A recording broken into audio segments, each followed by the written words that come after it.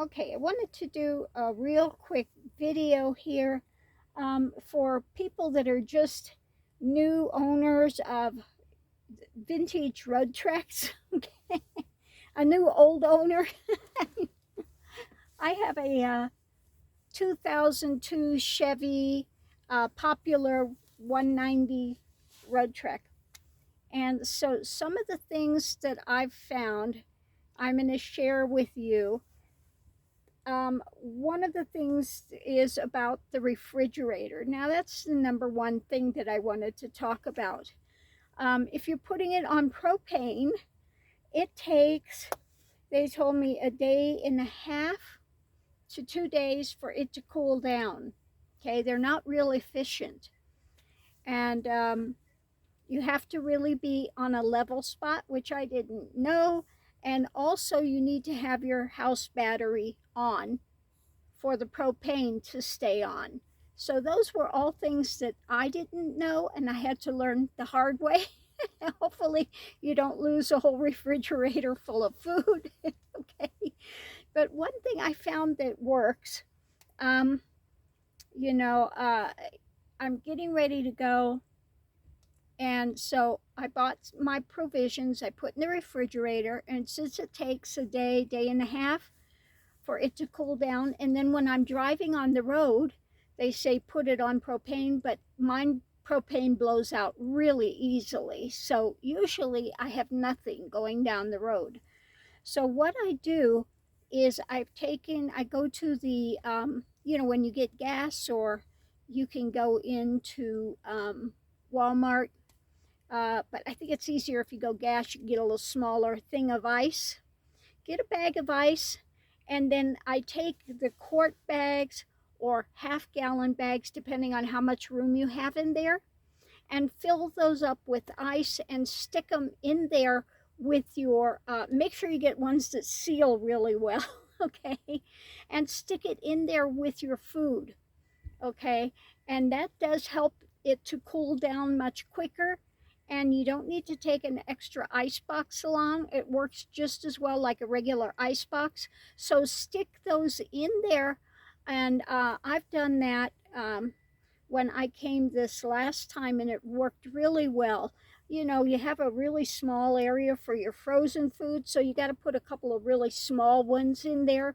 But it really does help to keep things cool and cold in there, and helps it to cool down much quicker as well.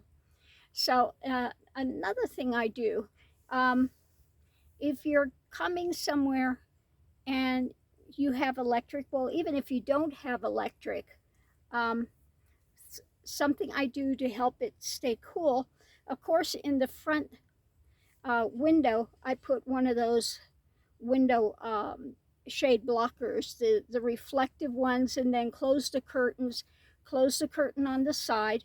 Then I take my bathroom. There you can see the my shower curtain. I pull it around to close off this space, so you're heating or cooling a smaller space, and it really does help. Okay, if I'm in a place that's not overly hot, I have the back open. I'll open my side windows if you have enough breeze. I'll turn on the top vent, and then I have, I'll show you the one I have here. My, get out of here. The Endless Breeze. The Endless Breeze. Fantastic vent. It's made by the same company as makes our vents there. Now these are really nice. You plug it into your house battery, or if you have a large inverter like a Jackery or something like that, you can use it for there as well. And again, this helps to pull the air through. So that works well. Another thing I've done is the cold. I have a cold one there that is called, let me grab this, Next Fan. the next fan, and you put cold water in here and it helps to blow out cold air. So I put that right behind my endless breeze, and it will blow out some cooler air as well. If you're boondocking and you don't have access to the AC, that does help. Okay, it really helps if you can get some shade somewhere. I found that out really quickly. If you can find some shade, that can make the temperature go down at least 10 degrees. It makes a big difference when you're out there. So by all means, if you can find any shade anywhere, that's a big, big help. What was the other thing I was going to say on that? Oh, if I'm going in to do shopping, you know, you got to go to Walmart or the grocery store or something. Place I love is Elephant Butte Lake because they have, you know, big things you can park under, which gives some shade. Now, if you don't have shade and you've got animals, you've got little four-legged furries, like I've got a four-legged furry here. Yep, loving, yeah. So you want to try to keep them as comfortable as possible. Sometimes if it's too hot, I will go stop. I will close off that section here, you know, close off the front window, all of that. Put these down, put the back curtain down. Leave just enough room open where they can look out a little bit, and turn on the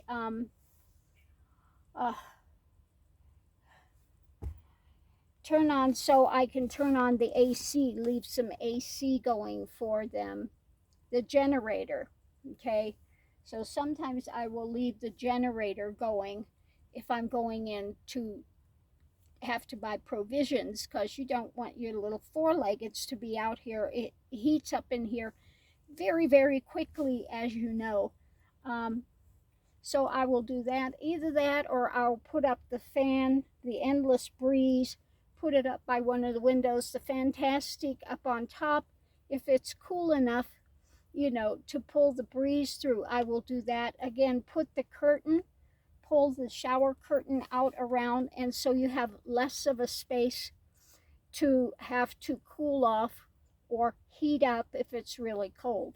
Okay, so I just wanted to put those out there, some little hints and things that I've found out for along the way.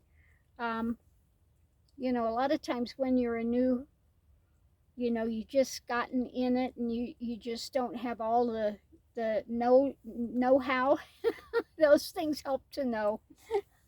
And some of them, it actually took me a while to find out about propane and having to have the battery on and having to be level.